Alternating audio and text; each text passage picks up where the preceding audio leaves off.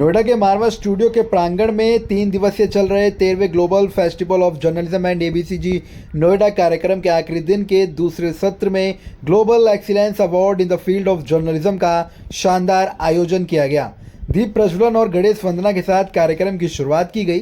कार्यक्रम में doctor Sandeep Marwah, festival president ICMEI, chancellor AAFT university of media and arts, Gregory Pleman, CEO art merchant, gazebo project, one future forum, honorary Shri Jagannath Sarkar, member of parliament, doctor Vipin Gaur, general secretary newspaper association of India मौजूद रहे। कार्यक्रम में उपस्थित सभी अतिथिगण का bouquet भेंट कर स्वागत किया गया। Doctor Sandeep Marwah, festival president, ने कहा, ग्लोबल एक्सीलेंस अवार्ड से बेहतरीन काम करने वाले पत्रकारों को सम्मानित किया जाता है और उनका प्रोत्साहन बढ़ाया जाता है। कार्यक्रम में अतिथिगण द्वारा न्यूज बुलेटिन डे 3 का पोस्टर भी रिलीज किया गया और आफ्ट जनरल रिलीज किया गया। साथ ही AAFT school of still photography students द्वारा डिजाइन कैलेंडर लॉन्च किया गया। बता दें कि जर्नलिज्म क्षेत्र में बेहतरीन काम करने वाले देश के तमाम पत्रकारों को ग्लोबल एक्सीलेंस अवार्ड से सम्मानित किया गया। कार्यक्रम में प्रश्न उत्तर का सत्र भी रखा गया, जिसमें स्टूडेंट्स ने अतिथिगण से कई सवाल पूछे और अपने सवालों के जवाब भी पाए। इसी दौरान कार्यक्रम में आए अतिथियों को क्विज़िन भी चखाए गए। साथ ही अतिथियों ने school of hospitality and tourism students की प्रशंसा भी की। कार्यक्रम के अंत में सभी अतिथिगण को डॉक्टर संदीप मारवा द्वारा फेस्टिवल मोमेंटो देकर सम्मानित भी किया गया। सबसे पहले तो मैं सभी जर्नलिस्टों को और जो लोग जर्नलिज्म के क्षेत्र से जुड़े हुए हैं उन्हें तहे दिल से बहुत बहुत मुबारकबाद देता हूं। आज 12 फरवरी है, इंटरनेशनल डे ऑफ जर्नलिज्म है। सारे देश भर में और दुनिया भर में ये बहुत सारी जगह पर मनाया जा रहा है और ये मुझे कहते हुए बड़ा हर्ष हो रहा है कि इसका श्रेय जो है वो मैं मारवा स्टूडियो की उस पूरी मैनेजमेंट को, इंटरनेशनल जर्नलिज्म सेंटर की पूरी मैनेजमेंट को देना चाहता हूं, जिन्होंने आज से 14 साल पहले इंटरनेशनल जर्नलिज्म सेंटर के तमाम 40,000 मेंबरान ने ये तय किया था कि 12 फरवरी इंटरनेशनल जर्नलिज्म डे होगा। ये हमारा 13वां फेस्टिवल और 13वें फेस्टिवल का ये तकरीबन आखिरी कार्यक्रम था। इसके बाद अब फैशन शो होने जा रहा है और इस कार्यक्रम में भी हम लोगों ने ग्लोबल एक्सीलेंस अवार्ड दिए, जो देश भर से यहाँ पर जर्नलिस्ट पहुँचे हैं। दिल्ली, कलकत्ता, मतलब बंगाल, कर्नाटका, तेलंगाना, तमिलनाडु, केरला, गुजरात, मध्य प्रदेश, छत्तीसगढ़, तमाम जगहों से वो लोग आए हैं, यहाँ पहुंचे हैं, जिन्होंने बेहतरीन काम किया है। लेकिन किसी न किसी वजह से लोगों का ध्यान ऐसे बड़े जर्नलिस्टों पे अब तक नहीं पड़ा था और शायद यही वजह है कि आज का ये कार्यक्रम ज़्यादा महत्वपूर्ण हो गया है, क्योंकि ऐसे जर्नलिस्टों को नवाजा गया है कि जिन्होंने बेहतरीन काम किए लेकिन उनकी पहचान शायद आम जनता में अब तक नहीं हुई थी। मुझे खुशी है कि यहाँ से सारे जर्नलिस्ट बहुत सारी खुशी बटोर कर अपने अपने प्रदेशों में वापस जा रहे हैं और अगले कार्यक्रम के लिए हम लोग तैयार हो रहे हैं, जिसमें फैशन शो के जरिए हम लोग फिर से एक बार आम जनता तक पहुंचने की कोशिश करेंगे। This festival, journalist festival, it's the most important event all over the world. I came from Israel. It's a country which is very friendly to India. Yesterday it was a big event, economical summit between Israel and India, and we celebrate our friendship. And now we have a continuation of this event. We are members of this wonderful festival of journalism, which is very important in the world to create peace all over the world. We need to be honest, we need to be serious, we need to look through all the news and events in the world through our soul. Only this could give you truth and right vision for the future. Thank you so much that I am part of this big event, big festival of journalism, which is the biggest event in the world. Thank you. We go forward, we go to our common future, one future. Thank you so much.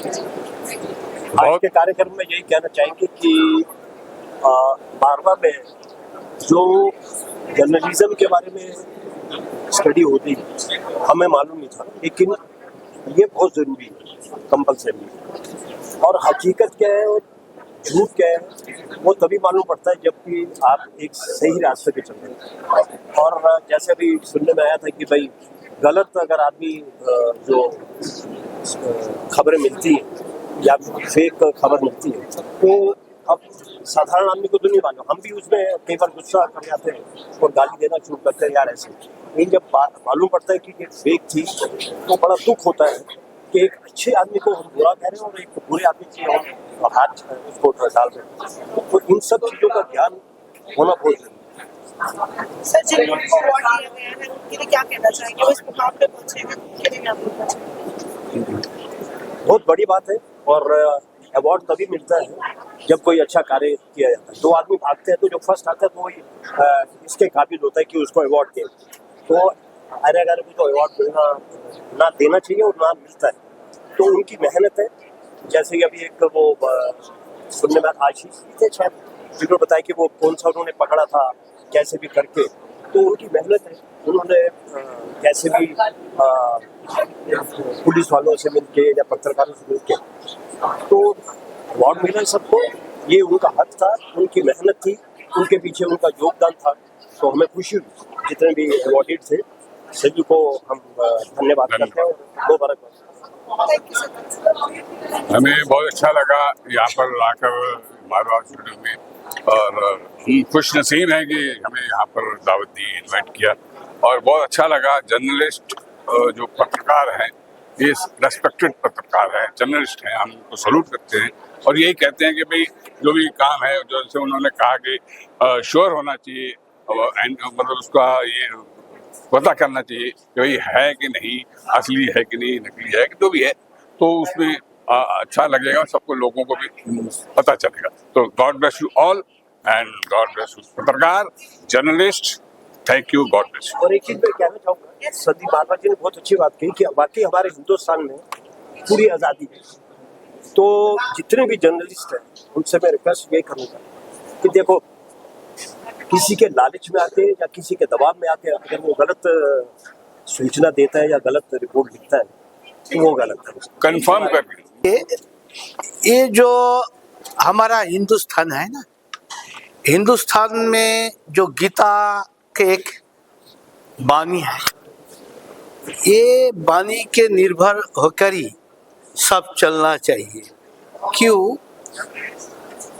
ऐसा जो है हमारा सब सत्य निर्भर होना चाहिए, ये मेरा धर्म है। सत्य और असत्य ये दोनों को जो पाल्ला, जिस टाइम धर्म का पाल्ला, सत्य का पाल्ला हल्का हो जाते तो सब कुछ उलट जाते, चेंज आ सकते। जिस टाइम पाप का पल्ला भारी हो जाते उसी टाइम चेंज आते। तो इसलिए मीडिया वालों को भी ये धर्म रक्षा करने ही चलना चाहिए। क्यों? अभी तो हिंदुस्तान में जो पत्रकार है ये एक बिजनेस है, तो बिजनेस भी सत्य निर्भर होना चाहिए। वो ज्यादा मिथ्या, कम से कम लगभग 60% सत्य के ऊपर निर्भर होना चाहिए। क्यों? 100% सत्य निर्भर होना तो पेट भी नहीं चलेगा, ऐसा ही है माहौल। तो इसलिए मैं बोलूं, इसी बात स्मरण करके मीडिया चलना चाहिए, सत्य निर्भर होना चाहिए। देखिए, ये तो एक बड़ा सोच है देश गठन के लिए, जो फिल्मी दुनिया और पत्रकार के बारे में उनका जो सुझाव, उनका जो सोच बहुत एक माहौल बना रहा है हिंदुस्तान में, यह एक बड़ा कदम उठाया है। ये हिम्मत से वो जो कर रहा है, अभी ये प्रशंसा के बारे में ये कोई बात नहीं आई मेरा पास। इसलिए ये बहुत नवस्व व्यक्ति है, आगे बढ़िए, वो आगे जाएगा। Thank you sir.